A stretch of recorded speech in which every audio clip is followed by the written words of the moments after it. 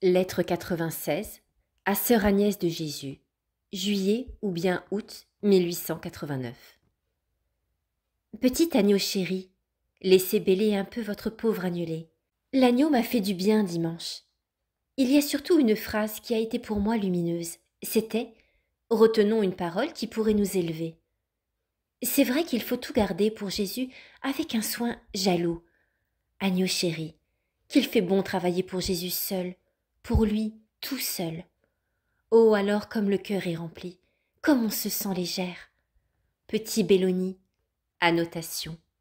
Encore un des nombreux surnoms en usage dans la famille Martin. Belloni est la déformation de Ben Oni, premier nom donné à Benjamin, le plus jeune fils de Jacob. CF Genèse 35, verset 18.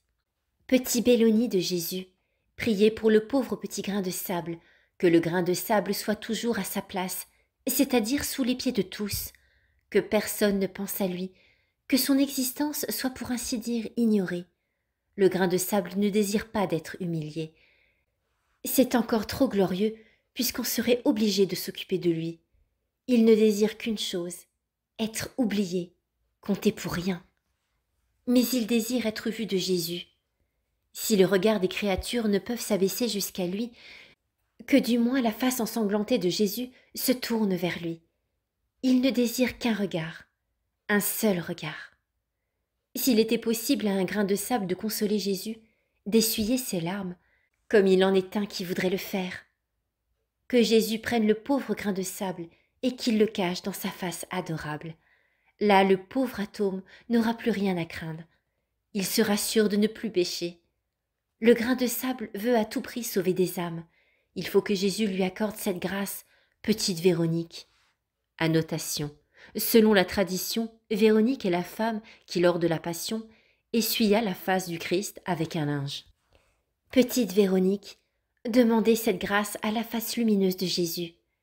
Oui, la face de Jésus est lumineuse, mais si au milieu des blessures et des larmes, elle est déjà si belle, que sera-ce donc quand nous la verrons dans le ciel?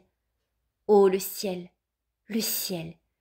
Oui, pour voir un jour la face de Jésus, pour contempler éternellement la merveilleuse beauté de Jésus, le pauvre grain de sable désire être méprisé sur la terre.